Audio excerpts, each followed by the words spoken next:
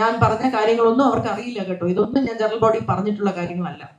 പക്ഷേ അൻസിബ പറഞ്ഞ പല കാര്യങ്ങളും അവർക്ക് ബോധ്യപ്പെട്ടതിന്റെ അടിസ്ഥാനത്തിൽ അൻസിബയോടൊപ്പം നിന്നു. ഇവർക്ക് ഉത്തരവില്ലാതെയായി എന്നുള്ളത് സത്യമാണ്.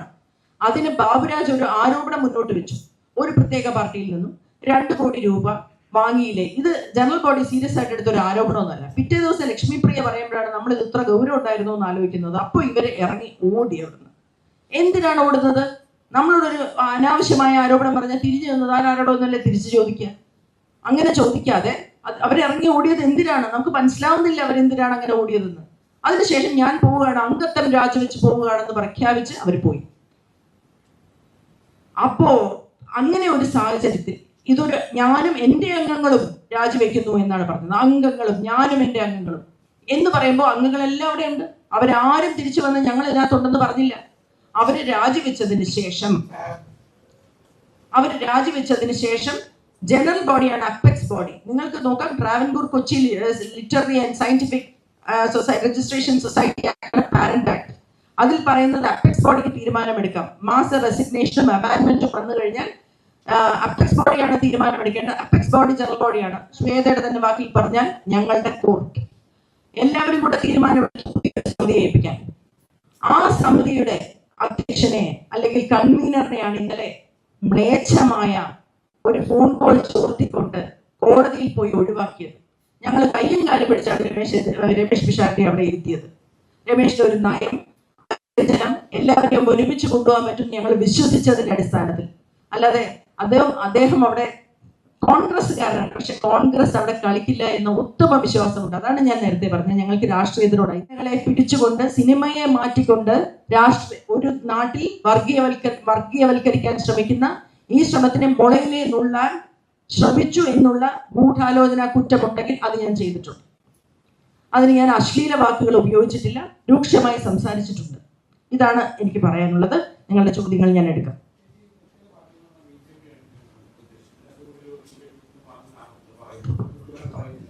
അല്ല, അങ്ങനെ തന്നെയാണ് ബാബുരാജ് പറഞ്ഞത്. അങ്ങനെ തന്നെ പറഞ്ഞത്.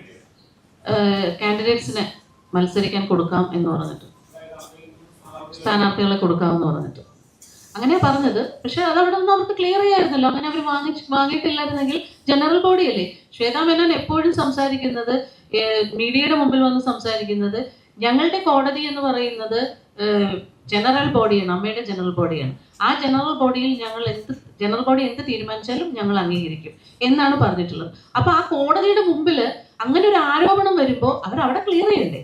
അവിടെ ക്ലിയർ ചെയ്ത അടുത്ത സെക്കൻഡില് അവരിറങ്ങി പോവുകയാണ്. ഞാൻ അംഗത്വം കൂടെ രാജിവെക്കുകയാണെന്ന് പറഞ്ഞിട്ട് ഇറങ്ങി പോവുക ചെയ്തത്.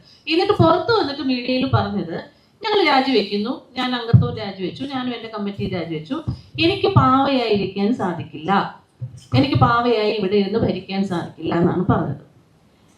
അത് അങ്ങനെ പറയാൻ എന്താണ് കാരണം? അങ്ങനെ അവർ ആരാണ് പാവയായിട്ട് ഈ ഭരണസമിതി ചുമതലയേറ്റതിന് ശേഷം 10 മാസം അവരാരാണ്, അമ്മയിലെ ഏത് അംഗങ്ങളാണ് അവരുടെ ഭരണത്തിൽ ഇന്റർഫിയർ ചെയ്ത് നിങ്ങൾ ഇങ്ങനെ ഭരിക്കണം, നിങ്ങൾ ഇങ്ങനെ ഞങ്ങൾ പറയുന്ന പോലെ അനുസരിക്കണം എന്ന് പറഞ്ഞ് അങ്ങനെ ആരെങ്കിലും പറഞ്ഞിട്ടുണ്ടായിരുന്നെങ്കിൽ അത് ജനറൽ ബോഡിയിൽ പറയണ്ടേ? ഞങ്ങൾക്ക് അറിയണം അത്. അങ്ങനെ പറഞ്ഞിട്ട് അവിടെ പറയാതെ ഇപ്പോഴും അതൊരു നിഗൂഢതയായിട്ട് വെച്ചിട്ട് പറയുകയാണ്. അവർ ആദ്യത്തെ പത്രസമ്മേളനം കഴിഞ്ഞ്, ഭരണത്തിൽ വന്ന ആദ്യത്തെ പത്രസമ്മേളനത്തിൽ എന്താ പറഞ്ഞത്? ഞങ്ങൾ അതിജീവിതയെ തിരിച്ചു കൊണ്ടുവരും, പുറത്തുപോയ എല്ലാ സ്ത്രീകളെയും ഞങ്ങൾ തിരിച്ചു വിളിക്കുമെന്നത്. പിറ്റേ ദിവസം തന്നെ അവർ തിരിച്ചു പറഞ്ഞു ചില അംഗങ്ങൾക്ക് എതിർപ്പുണ്ട്. ആർക്കാണ് എതിർപ്പ്? അതൊക്കെ അറിയാം, ഞങ്ങൾക്കുണ്ട്. അതിന് ജനറൽ ബോഡിയിൽ പറയണ്ടേ? അല്ല, അംഗങ്ങൾക്ക് കത്തയക്കണ്ടേ? ഞാൻ ഇങ്ങനെ പത്രസമ്മേളനം നടത്തിയതിന് ശേഷം എനിക്ക് ആ കാര്യം ചെയ്യാൻ പറ്റുന്നില്ല, ഇന്ന് അംഗങ്ങൾ എന്നെ വിളിച്ച് ഭീഷണിപ്പെടുത്തുന്നു, അത് പറയാൻ പാടില്ല, അങ്ങനെ ചെയ്യാൻ പാടില്ല എന്ന് പറയും. അത് അംഗങ്ങളെ ഞങ്ങൾക്ക് അറിയണ്ടേ? അതൊന്നും അവർ പറയുന്നില്ല. ഇങ്ങനെ മാറി മാറി മാറി മാറി സംസാരിച്ചുകൊണ്ടിരിക്കുകയാണ്. അത് കൂടാതെ തന്നെ എനിക്കറിയാൻ കഴിഞ്ഞത്, ഞങ്ങൾക്ക് എല്ലാവർക്കും അറിയാൻ കഴിഞ്ഞിട്ടുള്ളത്, പിന്നെ ഈ പറയുന്ന അതിജീവിതയോ പുറത്തുപോയ സ്ത്രീകളെ ഔദ്യോഗികമായിട്ട് ഇവരൊരു ഫോൺ കോൾ പോലും ചെയ്ത് ചോദിച്ചിട്ടില്ല എന്നുള്ളതാണ് എനിക്ക് അറിയാൻ കഴിഞ്ഞത്. പിന്നെ ഗൂഢാലോചന മാല മാത്രമല്ല, ജനറൽ ബോഡിയിൽ തന്നെ പറഞ്ഞു ഇവിടെ ഗൂഢാലോചനയാണ്, ഞങ്ങളെ പുറത്താക്കാൻ ഗൂഢാലോചന നടത്തി. ആരാണ് ഗൂഢാലോചന നടത്തിയെന്ന് ഞാൻ എഴുന്നേറ്റെന്ന് ചോദിച്ചു. ആരാണ് ഗൂഢാലോചന നടത്തിയത്? യു എന്ന് പറഞ്ഞിട്ട് ഷൗട്ട് ചെയ്യുന്നത്. ഗൂഢാലോചന എന്ന് വെച്ചാല് നമ്മള് ഒരു ഇംപീച്ച്മെന്റ് അല്ലെങ്കിൽ ഒരു അവിശ്വാസ പ്രമേയം എന്ന് പറയുന്നത് ജനറൽ ബോഡിയുടെ അവകാശമാണ്. ജനറൽ ബോഡിയുടെ അവകാശം നടപ്പിലാക്കാൻ ഞങ്ങൾ ശ്രമിച്ചിരുന്നു എന്നുള്ളത് സത്യമാണ്. ഞങ്ങൾ പരസ്പരം അങ്ങോട്ടും ഇങ്ങോട്ടും വിളിച്ചിട്ടുണ്ടായിരുന്നു, നിങ്ങൾക്ക് താല്പര്യമുണ്ടോ? അപ്പൊ പലരും പറഞ്ഞത് ലക്ഷ്മിപ്രിയയെ പുറത്താക്കിയാൽ മതി, ചിലർക്ക് ഇവര് മുഴുവൻ പേരും പോകണം, ഇങ്ങനെ ഉണ്ടായിരുന്നു. അപ്പൊ ഒപ്പ് ശേഖരണത്തിലേക്ക് വന്നു. 21 ദിവസം ഒപ്പ് കൊടുത്താൽ മാത്രമേ ഇത് നടപ്പിലാവൂ എന്ന് ഞങ്ങൾക്ക് പറയാം. ഇവിടെ പല ആൾക്കാരും ജിവിൻ ടുട്ടു അടക്കം എന്നെ വിളിച്ച് ചോദിക്കുന്ന സമയത്ത് ഞാൻ പറഞ്ഞു ഇത് ഒരിക്കലും അവിശ്വാസ പ്രമേയം ആവില്ല, കാരണം 21 ഡേയ്സ് മുമ്പ് കൊടുക്കണം. പക്ഷെ ഞങ്ങൾ അന്ന് അവിടെ ഒന്ന് വായിക്കാം, കാരണം ഞങ്ങൾക്ക് നോട്ടീസും തന്നിട്ടില്ല. അപ്പൊ അതുകൊണ്ടത് വായിക്കാം എന്നുള്ള നിലയ്ക്കൊക്കെ ആലോചിച്ചിരുന്നു. പക്ഷെ വേണ്ടി വന്നില്ല, കാരണം കണക്ക് കാണിക്കാതെ ഇത് മൊത്തത്തിൽ ഡിസോൾവ് ചെയ്യുന്ന സാഹചര്യം വന്നപ്പോൾ ആ മാൻഡേറ്റ് പോയി. അവർക്ക് കണക്ക് കാണിക്കാതെ നിങ്ങൾ എല്ലാവരും ഏതെങ്കിലുമൊക്കെ സംഘടനയിൽ അംഗമായിരിക്കില്ലേ? കണക്ക് കാണിക്കാതിരിക്കാൻ ആനുവൽ ജനറൽ ബോഡിയിൽ കണക്ക് തരാതിരിക്കാൻ അവകാശമുണ്ടോ ഒരു എക്സിക്യൂട്ടീവ് കമ്മിറ്റിക്ക്? അവരവിടെ കണക്ക് കാണിക്കാതിരുന്നാൽ അതിന്റെ മാൻഡേറ്റ് നഷ്ടപ്പെട്ടു. മാൻഡേറ്റ് നഷ്ടപ്പെട്ട് കഴിഞ്ഞാൽ അവർക്ക് അവിടെ നിന്ന് പോകേണ്ടി വരും എന്നുള്ള ഒരു സാഹചര്യം വന്നപ്പോൾ അവര് ഇറങ്ങി ഓടി, അവര് രാജിവെച്ചു എന്ന് പ്രഖ്യാപിച്ചു. അംഗത്വം ഞങ്ങളോട് മാത്രമല്ല പത്രക്കാരോട് പിറ്റേ ദിവസവും പ്രഖ്യാപിച്ചതിന് ശേഷം 20 ദിവസത്തിന് ശേഷം വന്നിട്ട് ഞങ്ങൾ തിരിച്ചു വരണം. ഒന്നുകിൽ 2 കാര്യമാണ്, എല്ലാവരും പോയി വിളിക്കുമെന്ന് വിചാരിച്ചിട്ടുണ്ടാവാം. രണ്ടാമത് ഇതിന്റെ പിന്നിൽ പ്രവർത്തിക്കുന്ന ആരെങ്കിലും ഉണ്ടെങ്കിൽ നിങ്ങളെ അവിടെ ഇരുത്തിയതും പൈസ ഞങ്ങൾ കൊണ്ടുവരാനും തരാമെന്നും പ്രോമിസ് ചെയ്തത് ചില കാര്യങ്ങൾ നടത്തിയെടുക്കാനാണ്, അതുകൊണ്ട് നിങ്ങൾ പോയി അവിടെ തന്നെ ഇരിക്കൂ എന്ന് പറഞ്ഞിട്ടുണ്ടാവാം എന്നും ഞാൻ സംശയിക്കുന്നു. എന്തോ ഒരു അജണ്ട നടപ്പിലാക്കാനാണ് അവർ വന്നിരിക്കുന്നത് എന്നുള്ള ഭയം കൂടുതൽ രൂക്ഷമായി ഇന്നലത്തെ ഈ തിരിച്ചുവരവിൽ അനുഭവപ്പെടുകയാണ്.